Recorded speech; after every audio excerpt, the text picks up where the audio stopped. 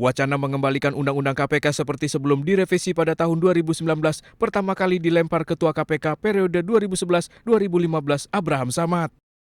Usulan itu langsung disampaikan Samad saat bertemu Presiden Prabowo bersama 4 tokoh kritis lainnya. Ketika dia bertanya tentang KPK, saya bilang sebenarnya ada masalah dengan KPK. Apa masalahnya saya bilang? Karena pertama ketika di zaman Pak Jokowi, Undang-Undang KPK itu direvisi tahun 2019. Saya bilang itu menyalahi dari UNCIC. Di dalam UNCIC itu disyaratkan bahwa lembaga-lembaga anti korupsi yang ada di dunia, sifat kelembagaannya, eksistensi kelembagaannya, dia harus independen. Kalau kita ingin konsisten memperbaiki KPK, kembalikan undang-undangnya seperti awal. Selain meminta Prabowo mengembalikan Undang-Undang KPK lama, Samad juga mengusulkan agar seleksi komisioner KPK lebih diperketat, termasuk mengembalikan 57 mantan pegawai KPK.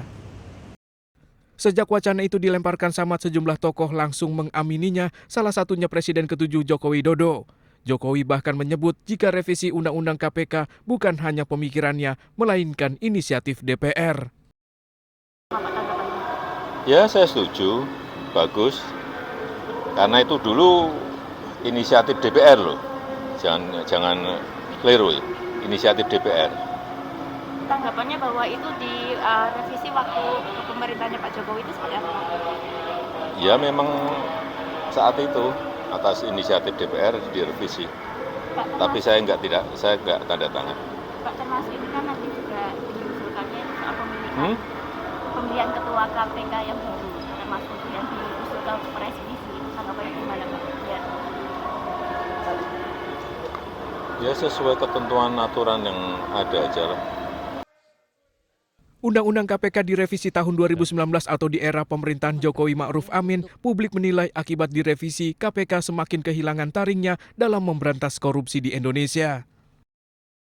Tim Liputan iNews melaporkan.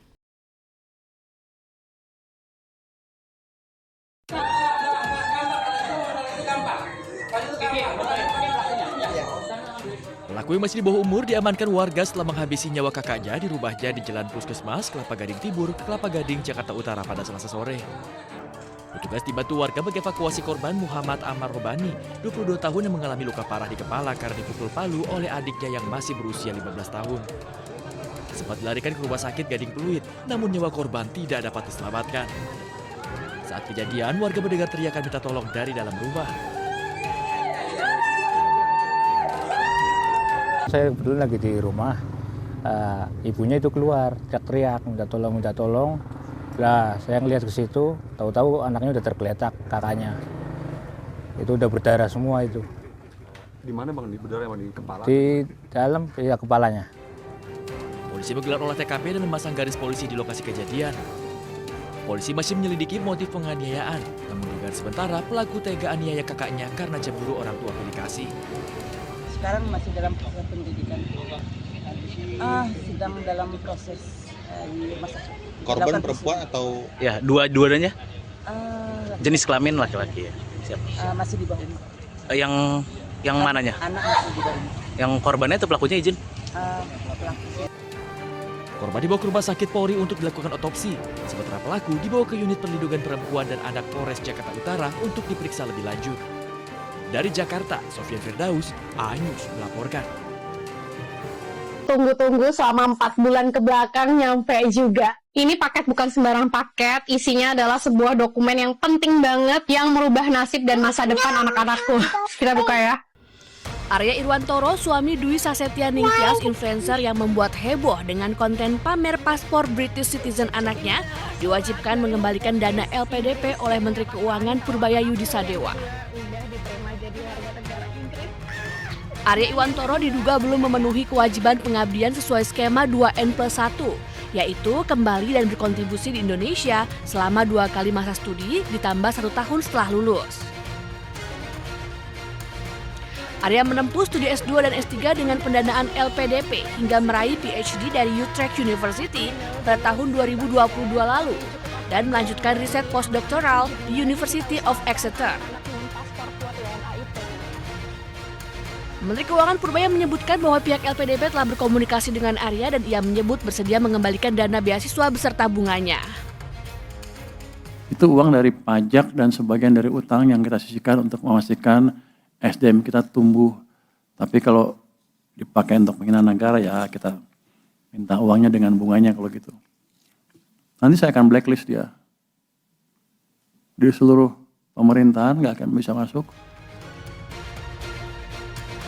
Berdasarkan data LPDP dan informasi tuition fee dari situs resmi Utrecht University, LPDP membiayai Arya Iwantoro bersama keluarga yang tinggal di Inggris, mulai dari biaya kuliah sekitar 900 juta rupiah, penelitian sekitar 150 juta rupiah, asuransi 50 juta rupiah, serta tunjangan biaya hidup dan keluarga sekitar 1,9 miliar rupiah, hingga total 3 miliar rupiah.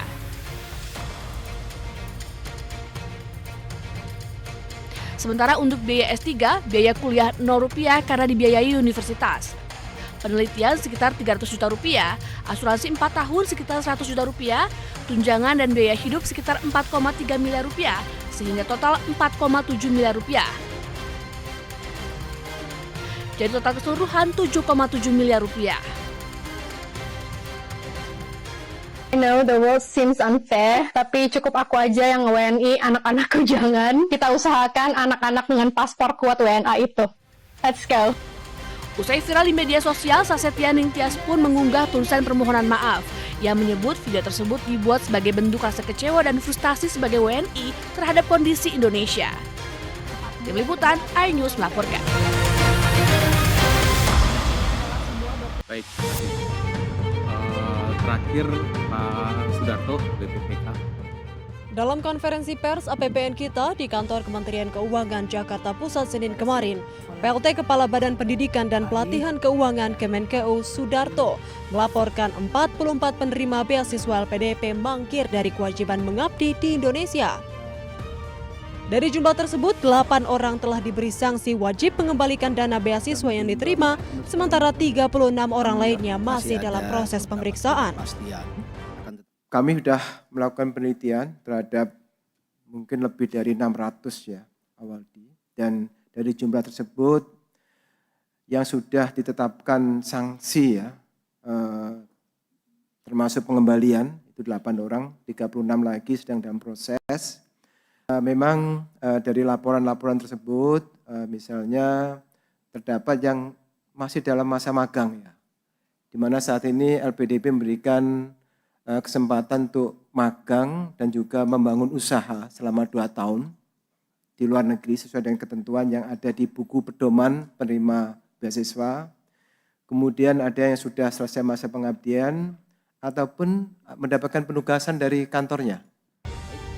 Sementara itu, Sudarto juga menyampaikan data yang dia paparkan berasal dari perlintasan keimigrasian Kementerian Imigrasi dan Pemasyarakatan serta laporan dari masyarakat. Tim Liputan iNews melaporkan.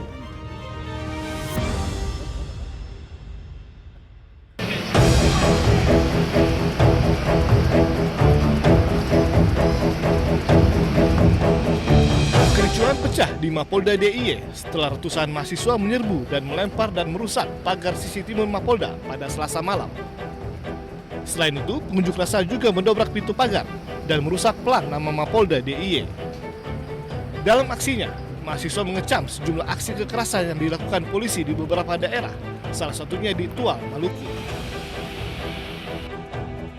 Dalam keterangan melalui media sosial, Polda DIY menyatakan massa merusak pagar dan melempari area Mapolda. Kericuhan juga menyebabkan kemacetan di sekitar lokasi. Polisi menyatakan pihaknya tidak menggunakan gas air mata saat membubarkan massa. Dalam kericuhan ini, 3 mahasiswa sempat diamankan, namun setelah dilakukan koordinasi, ketiganya telah dikembalikan ke rektorat kampus masing-masing. Dari Sleman, Yogyakarta, Heru Trijoko, iNews melaporkan. 2000 tertinggi itu 2019, bahkan 40. Puncaknya, nggak pernah sebelumnya itu. 40 indeks kita. Di zaman Orde Baru Soeharto itu terendah itu di angka 17 karena indeks waktu itu baru 1 sampai 10 tertinggi ya.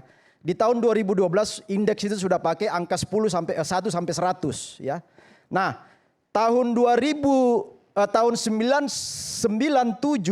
98, 99 itu terendah di angka 17 atau 1,7. Tertinggi itu di zaman Pak Jokowi.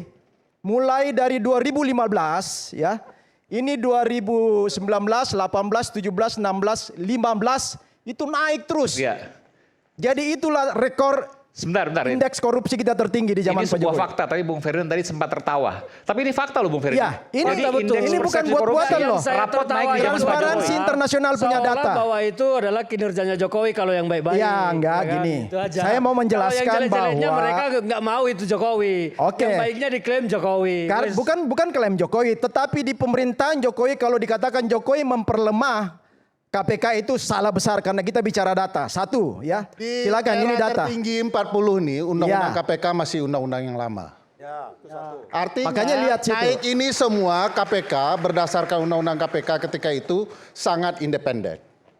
Kapan dia turun dari 40 ke 37? Ketika undang-undang diubah oleh Presiden Jokowi dan DPR ketika itu. Kenapa dia jadi tidak independen ketika itu dan salah satu penilaian ANKEK, salah satu unsurnya adalah lembaga independen gitu ya. Kenapa dia turun dan lain-lainnya turun? Karena memang KPK ditempatkan di dalam atau di bawah rumpun eksekutif, di bawah presiden. Sehingga terlanggarlah konsep ANKEK itu. Nah, sebenarnya kalau Jokowi mencoba menghindar dan memuji pemberantasan korupsi di eranya meningkat, enggak. Yang meningkat itu kerja publik semua. Di dalamnya mungkin ada kerja Jokowi tapi tidak maksimal. Kenapa tidak maksimal? Karena penilaian untuk aparat penegak hukum yang ada di bawah Jokowi dalam pemberantasan korupsi tidak bagus juga. KPK di luar Jokowi. Begitu dimasukkan ke dalam lingkup kekuasaan ranah eksekutif malah anjlok.